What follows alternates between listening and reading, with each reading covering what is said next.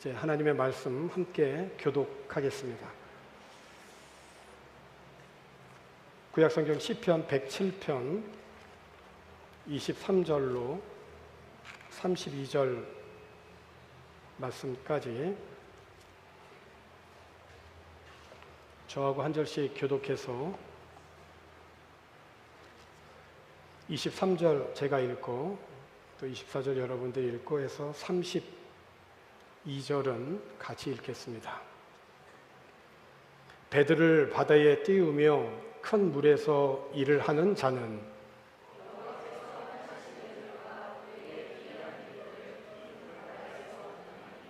여호와께서 명령하신즉 광풍이 일어나 바다 물결을 일으키는도다.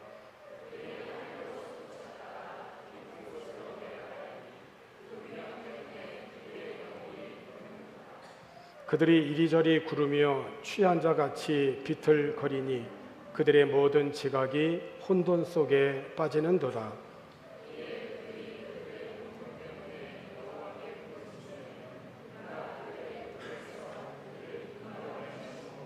광풍을 고요하게 하사 물결도 잔잔하게 하시는도다.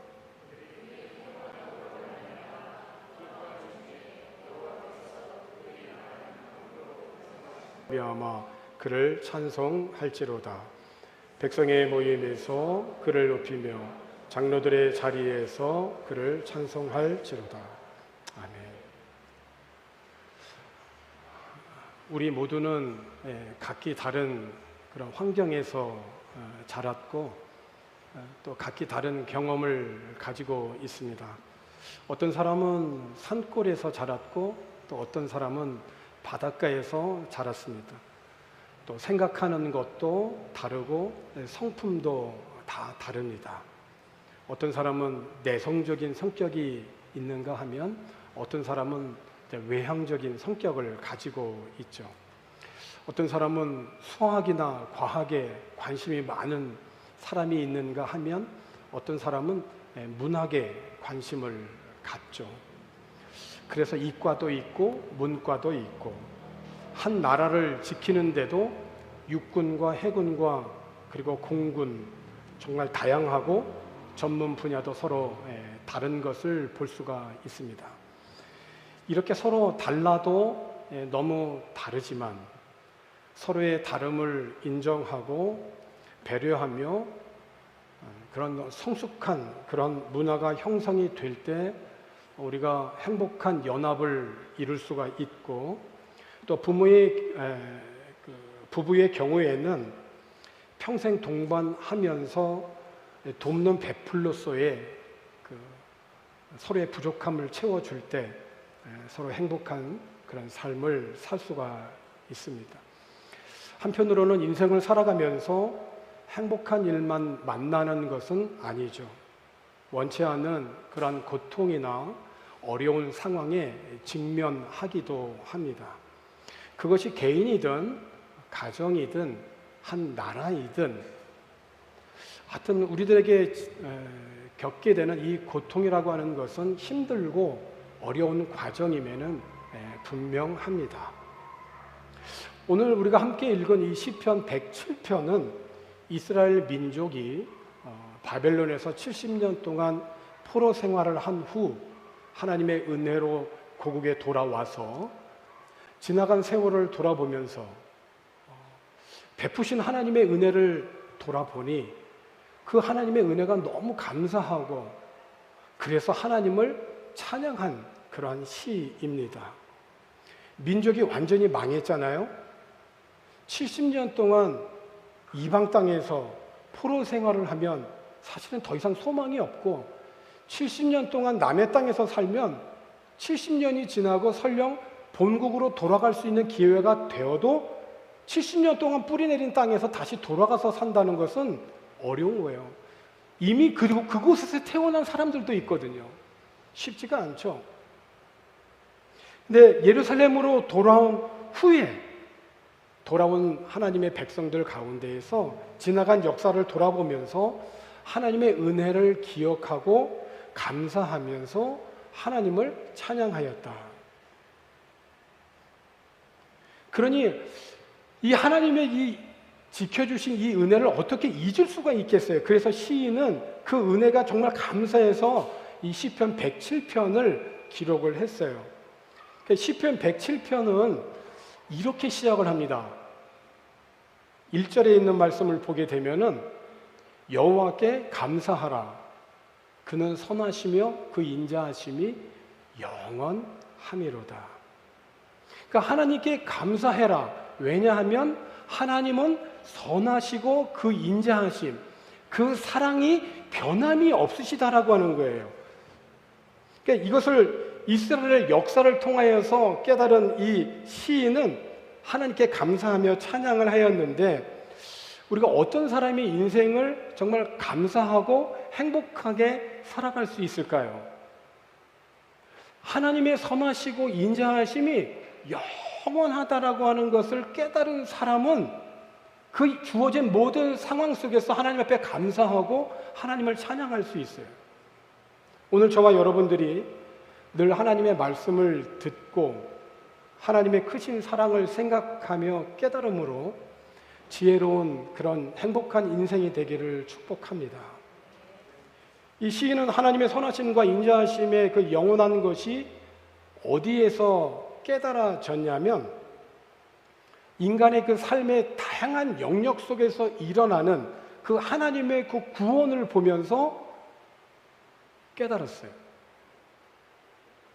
그래서 오늘 시편 본문을 포함한 시편 107편은 인간의 각기 다른 삶의 영역인 4가지의 삶의 영역에서 하나님의 구원을 경험한 것을 노래하고 찬양한 시인데, 첫 번째는 광야길에서 구원하신 하나님이십니다.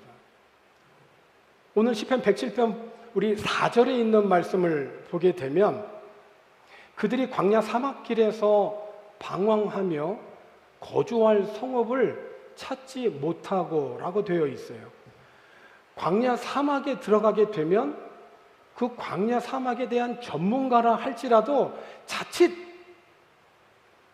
판단을 잘못하게 되면은 길을 잃어버리기가 너무 쉽습니다. 만약 광야 사막에서 길을 잃어버리게 되면 심지어는 죽음에 이를 수도 있어요. 이스라엘 민족이 출애굽 후에 40년 동안 광야에서 생활했습니다. 또 제2의 출애굽이라고 할 수 있는 바벨론에서의 포로 생활을 가운데에서 70년 후에 3번에 걸쳐서 예루살렘으로 귀환을 했습니다. 예루살렘으로 귀환하는 이 바벨론에서 예루살렘까지의 그 거리가 900km가 돼요. 직선 거리가.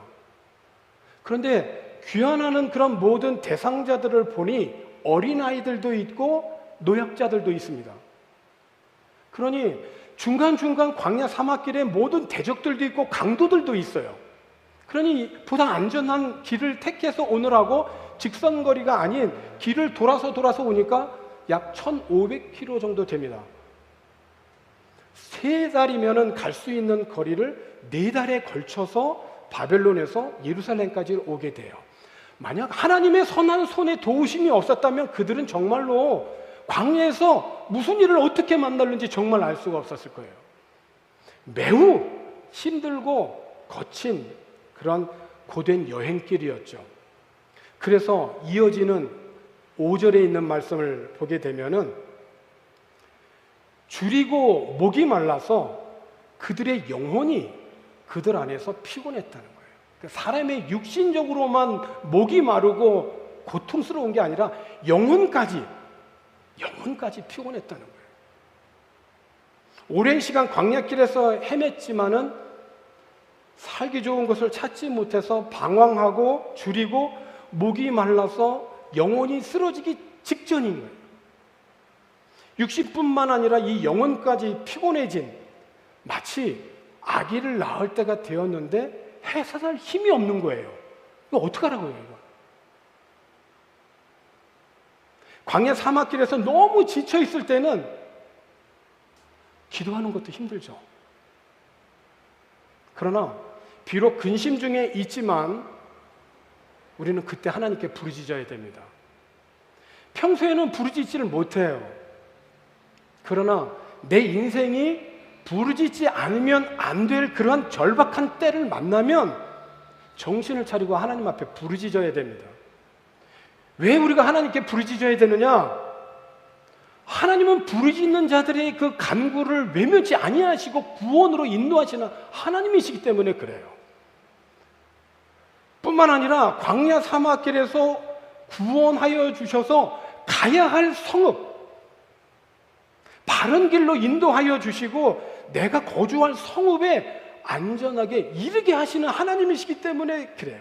그래서 이어지는 6절과 7절에 있는 말씀을 보게 되어지면 이에 그들이 근심 중에 여호와께 부르짖으매 그들의 고통에서 건지시고 7절 말씀 보니까 또 바른 길로 인도하사 거주할 성읍에 이르게 하셨다. 이와 같은 하나님의 구원을 경험한 사람들이 할 수 있는 일이 뭐가 있을까요? 그것은 하나님을 찬양하는 것이라는 겁니다. 사모하는 영혼에게 좋은 것을 주시고 줄인 영혼에게 좋은 것으로 채워주시는 하나님을 찬양하는 그 삶에는 하나님의 임재가 있어요. 하나님의 다스리심이 있고 하나님의 통치가 있고 그래서 하나님의 나라가 임한 것입니다. 두 번째는 어두운 감방에서의 구원입니다. 감옥에서의 구원이에요. 10절에 있는 말씀을 보게 되어지면 사람이 흑암과 사망의 그늘에 앉으며 곤고와 쇠사슬에 매임은 그랬어요. 사방이 어둡고 쉴 만한 그늘인데 그게 어디 그늘 아래냐면 사망의 그늘이래요. 좀 쉬고 싶어서 그늘에 가는데 그것이 어느 그늘 밑이냐면 사망이에요. 죽음이에요. 너무도 불편한 곤고와 쇠사슬에 매인 인생인 거죠. 얼마나 인생이 고달프고 힘들겠어요. 그런데 왜 이 고달픈 인생이 되었느냐는 거예요. 왜 어두운 감방에 갇히고 그렇게 사정없이 감금되었는가에 대한 성경의 해석은 11절에 이어지는 말씀에 이렇게 말씀하고 있어요. 하나님의 말씀을 거역하며 지존자의 뜻을 멸시함이라. 그러니까 이스라엘 백성들이 그렇게 흑암과 사망의 그늘에 앉고 곤고와 쇠사슬에 매인 그 이유는 하나님의 말씀을 거역하고 지극히 높으신 하나님의 훈계를 저버렸기 때문이라고 말씀합니다. 하나님의 말씀을 거역하고 하나님의 뜻을 거역했다, 멸시했다. 그 하나님의 뜻이 뭘까요? 너희가 약속한 땅에 들어가서 살만하게 되거든 하나님의 말씀을 잊어버리지 않도록 해라. 하나님의 말씀을 늘 기억하고 그 말씀대로 행해라. 하나님을 경외하는 삶을 살아라. 하나님이 누구와 함께 하시느냐? 하나님을 경외하는 사람이다. 여기에 내 생명이 있다. 이 말씀을 기억하고 살아야 되는데 이스라엘 백성들이 살만하게 되니까 하나님을 잊어버린 겁니다. 하나님의 말씀을 거역하고 지존자의 뜻을 멸시하였죠. 아무리 경고를 해도 듣지 않을 때에는 하나님은 고통을 통해서라도 깨닫게 해주세요. 왜냐하면 이렇게 하자면 그들은 겸손해지지 않으니까, 인생이 바닥까지 떨어지지 않으면 하나님을 부르짖지 않으니까. 인간은 그런 존재거든요. 심지어 이스라엘이 엎드려져도요 도와주는 사람이 하나도 없어요. 그러니까 방법은 하나밖에 없는 거죠. 아니 내가 넘어졌는데 이렇게 세워주는 사람 하나도 없으면 방법은 하나밖에 없잖아요. 부르짖는 거죠. 하나님 앞에 부르짖는 것밖에 없어요. 그러니까 완전히 넘어졌는데도 도와주는 사람 하나도 없는 건 은혜인 거예요. 하나님을 찾을 수 있도록 하나님을 부르짖을 수 있는 하나님의 은혜를 지금 주시는 거예요. 그런데 우리는 그 너머에 있는 하나님의 뜻을 알지 못하고 지금 넘어져 있는 이 상황만을 보고 원망하고 불평만 하는 거죠. 이스라엘이 하나밖에 없었거든요. 부르짖는 거예요. 환난 중에 하나님께 부르짖는 겁니다. 그래서 하나님께서 사랑하는 자들에게 고통을 주시고 있는 것은 고통 자체가 목적인 것이 아니잖아요. 결코. 그러니까 부르짖을 때 하나님은 또 기다렸다는 듯이 말이죠. 13절과 14절에 있는 말씀을 보면 이렇게 기록되어 있죠. 이에 그들이 그 환난 중에 여호와께 부르짖음에 그들이 고통에서 구원하시되 14절에 있는 말씀을 보면 흑암과 사망의 그늘에서 인도하여 내시고 그들의 얽어맨 줄을 끊으셨다. 그렇습니다. 하나님은 선하시고 그 인자하심이 영원하신 분이세요. 이 사실을 깨달은 사람이 할 수 있는 일이 뭐냐? 찬양하는 삶이죠. 하나님을 찬양하는 삶. 그러니까 이 모든 것을 경험하지 않아도 늘 우리의 삶이 찬양이라고 한다면 그건 정말 복 있는 사람이고 지혜로운 사람인 거예요. 세 번째는 질병에서의 구원입니다. 우리가 겪고 있는 이 병 중에는 하나님의 영광을 위한 병도 있지만은 오늘 우리가 함께 읽은 본문 앞에 있는 시편 107편 17절과 18절에 있는 말씀을 보게 되면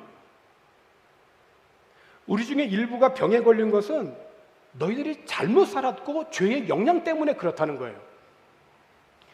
17절과 18절에 이렇게 기록하고 있습니다. 미련한 자들은 그들의 죄악의 길을 따르고 그들의 악을 범하기 때문에 고난을 받아 그들은 그들의 모든 음식물을 싫어하게 되어 사망의 문에 이르렀도다. 아니, 음식물을 싫어하는 사람도 있나요?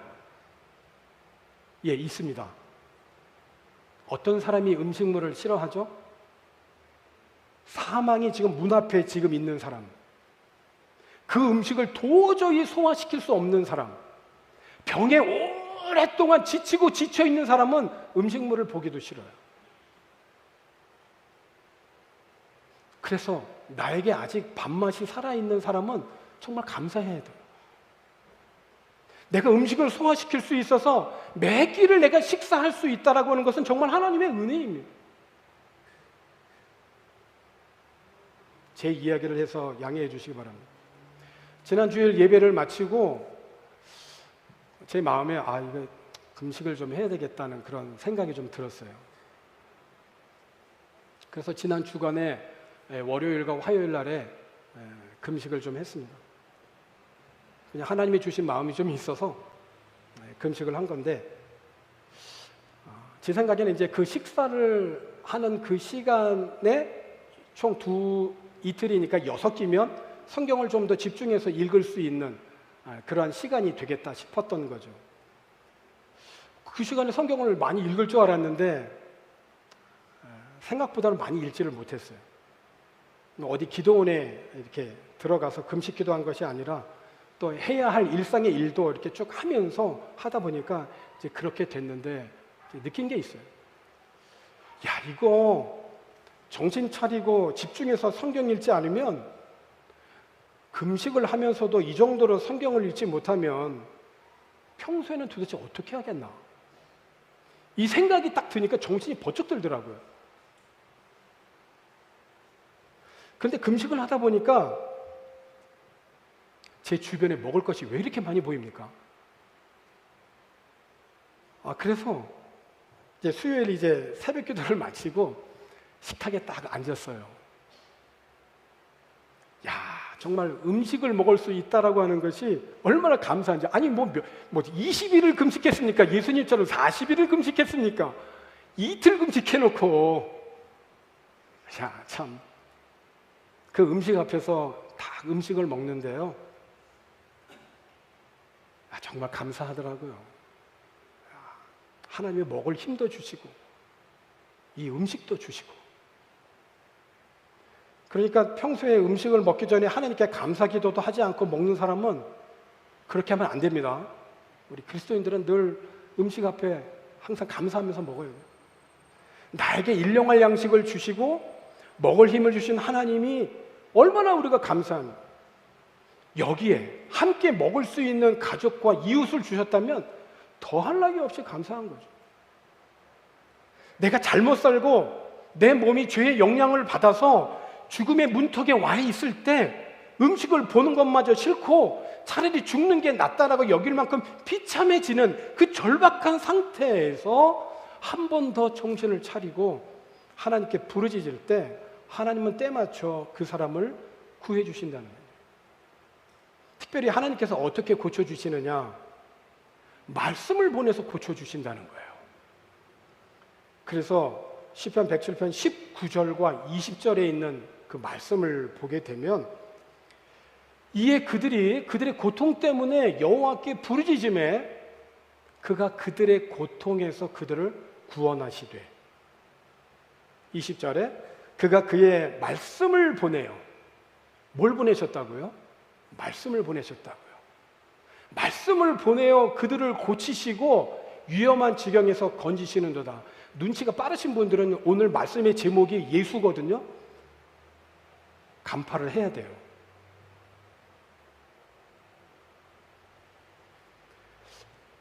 하나님의 구원을 경험한 자가 할 수 있는 최선이 무엇입니까? 그것은 하나님을 찬양하는 것이고 하나님을 예배하는 것입니다. 그리고 하나님께 예배하고 그 은혜에 감사해서 내 주변을 돌보는 것입니다. 하나님 사랑은 그래서 곧 무엇으로 나타나나요? 이웃사랑으로 나타나는 거예요. 그래서 교회가 하나님을 예배만 하고 선교와 구제가 없다면 그건 반쪽 신앙인 거죠. 하나님은 우리들에게 하나님 사랑만 얘기한 게 아니라 이웃사랑도 말씀하셨어요. 하나님께 감사제를 드리고 하나님의 행하신 일을 널리 전하는 것이. 그래서 21절과 22절에 있는 말씀을 보게 되면 여호와의 인자하심과 인생에게 행하신 기적으로 말미암아 그를 찬송할지로다. 그러니까 우리들이 어떤 고통 속에서 구원을 경험하고 하나님을 찬양하는 것도 정말 그 찬양이 의미가 있겠지만 그런 모든 고통을 경험하지 않다 할지라도 성경을 통하여 우리들에게 주어지는 신앙의 그 방법과 과정 속에서 하나님을 찬양하고 하는 것은 얼마나 이게 지혜로운 일입니까?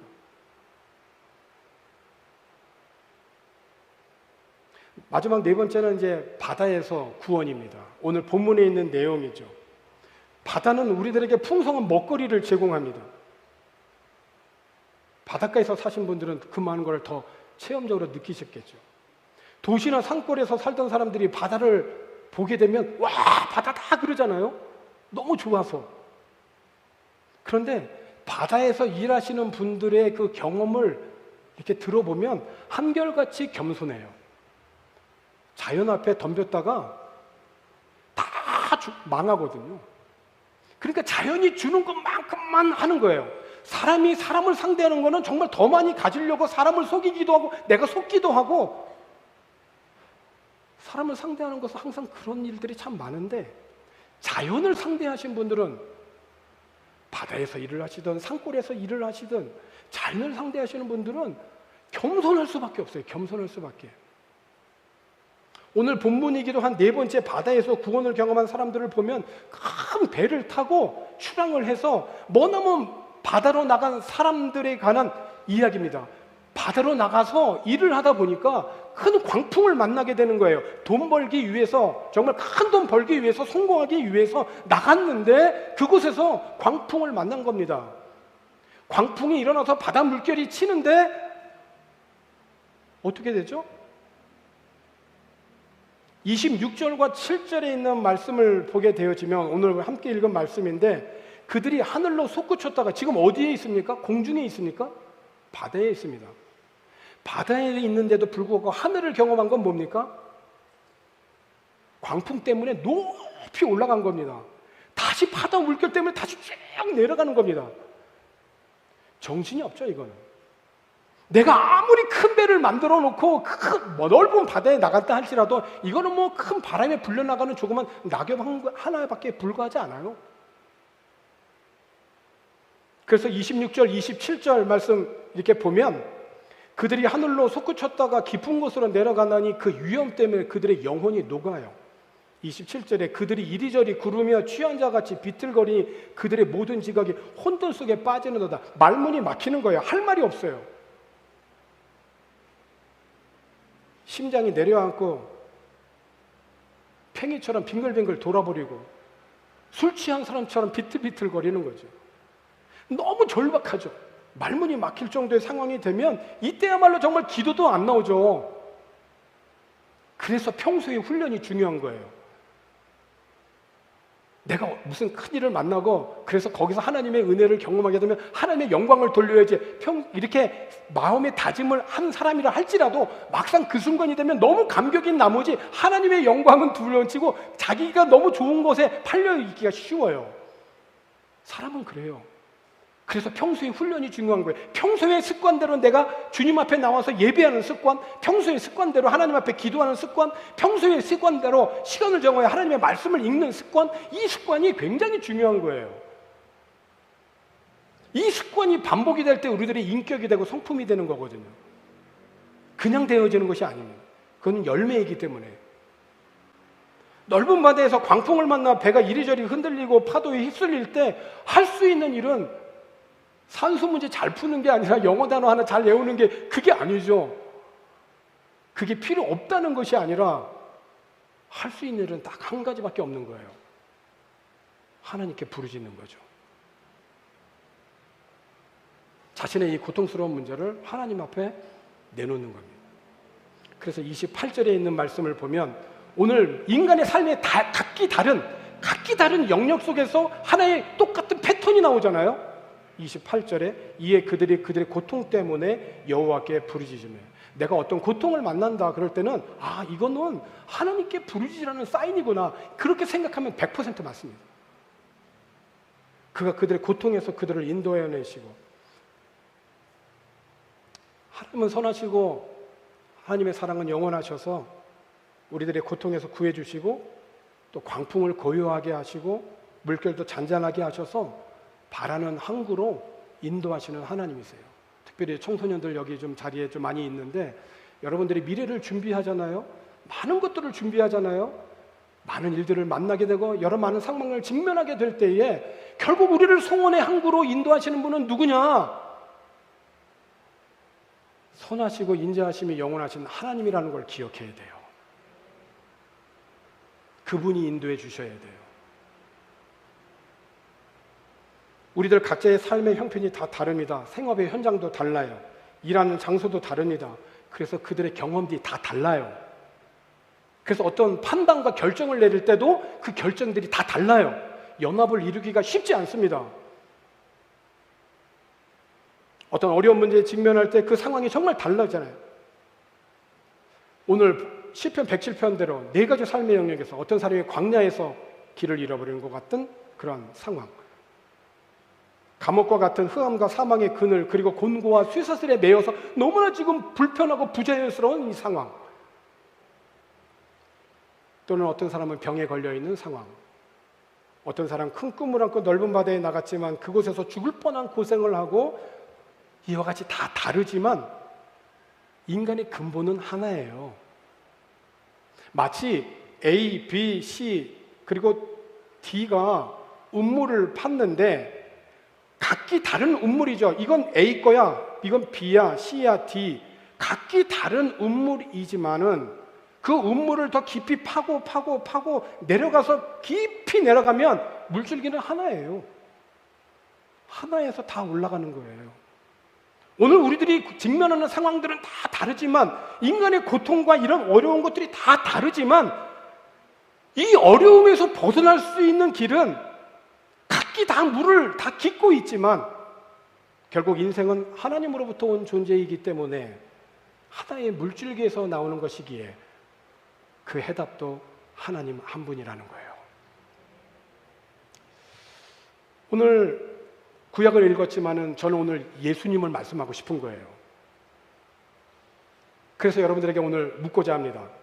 첫 번째, 성령에 이끌려서 광야에서 40일을 금식하고 마귀에게 유혹을 받으셨지만 하나님의 말씀으로 시험을 이기고 그 광야 사막길에서 어떻게 우리가 살아가야 할지를 우리들에게 가르쳐 주신 분이 누구십니까?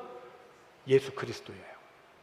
두 번째, 사망의 그늘에 앉아서 곤고함과 쇠사슬에 매여 있던 백성들을 찾아가시고 더러운 귀신이 들려서 물과 불도 가리지 못하고, 그래서 나를 좀 벗어나게 해주십시오. 그래서 돼지떼에 보내고, 그런 어떤 그 곤고하고 쇠사슬에 매여 있는 그 백성들을 긍휼히 여기시고 찾아가셔서 도저히 깨질 수 없는 그런 논문을 깨트리시고 쇠빗장을 꺾으셔서 사망을 이기시고 부활하신 분이 누구세요? 예수 그리스도세요. 세 번째, 인간의 모든 질병을 짊어지고 십자가를 지시고 인간을 구원하신 분이 계세요.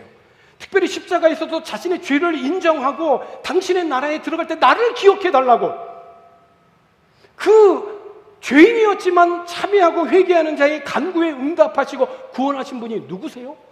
예수 그리스도이세요. 마지막 네 번째로, 바다에서 광풍을 만났지만은 그 광풍을 잠잠케 하시고, 아니 그 광풍을 걷기도 하시고 그 광풍을 말씀으로 잠잠케 하신 분이 누구세요? 예수 그리스도세요. 인생의 해답은 예수 그리스도이세요. 어려운 상황을 만났을 때 근심 중에 하나님께 부르짖으면 하나님은 거기에서 우리들의 인생을 건져주시고 인도해 주십니다. 그래서 우리들이 할 수 있는 것은 그 구원의 하나님을 찬양하는 거예요.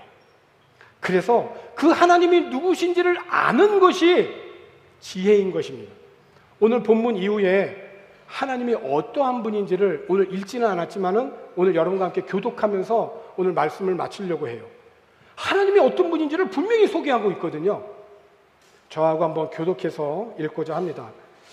시편 107편 33절로 41절까지인데 제가 33절 읽고 여러분이 34절을 읽고 이렇게 교독해서 41절까지 읽고자 합니다. 자, 제가 먼저 읽을게요. 하나님은 누구신가? 여호와께서는 강이 변하여 광야가 되게 하시며 샘이 변하여 마른 땅이 되게 하시며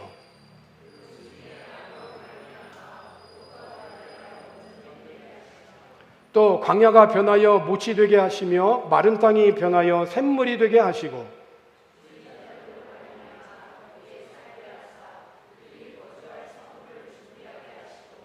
밭에 파종하며 포도원을 재배하며 풍성한 소출을 거두게 하시며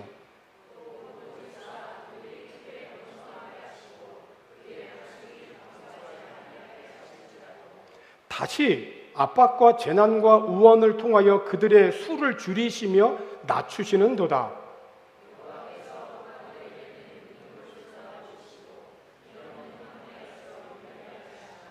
궁핍한 자는 그의 고통으로부터 건져주시고 그의 가족을 양떼같이 지켜주시나니.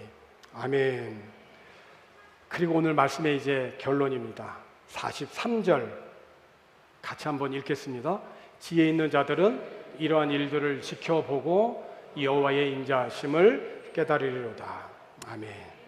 세상의 모든 일들, 인간이 겪는 삶의 모든 문제들을 지켜보면서 내가 잘난 게 아니라 하나님의 선하시고 인자하심이 영원하심을 깨닫는 그 사람이 지혜로운 사람이다. 오늘 그런 지혜로운 인생의 주인공이 되기를 주님의 이름으로 권합니다. 기도하겠습니다. 하나님 아버지, 삶의 다양한 상황 속에서도 오늘 우리를 한자리에 불러 모아 주셔서 하나님을 예배하고 하나님을 찬양하는 이 구원과 은혜의 자리로 인도하여 주신 하나님 감사합니다. 우리 인생이 하나님 나라에 갈 때까지 이 땅에 살아가는 동안 내 코끝에서 호흡이 멈춰지는 그때까지 하나님의 사랑에 매일매일 감사하고 찬양하고 나에게 일할 수 있는 일거리를 주시고 먹을 수 있는 먹거리를 주시고 하나님 나에게 숨을 쉬고 살아갈 수 있는 이 모든 삶의 환경을 허락해 주신 그 근본적인 하나님의 은혜에 감사하면서 부르신 그런 모든 성도들이 한 교회를 이루고 또 주님의 뜻을 따라 선교하고 구제하며 하나님께서 예수님을 통하여 이루신 일들을 내 삶 속에서 매일 기억하고 나의 욕심을 버리고 하나님의 뜻을 이루며 살아가는 하나님의 자녀들이 되게 해 주시옵소서. 예수님의 이름으로 기도하옵나이다. 아멘.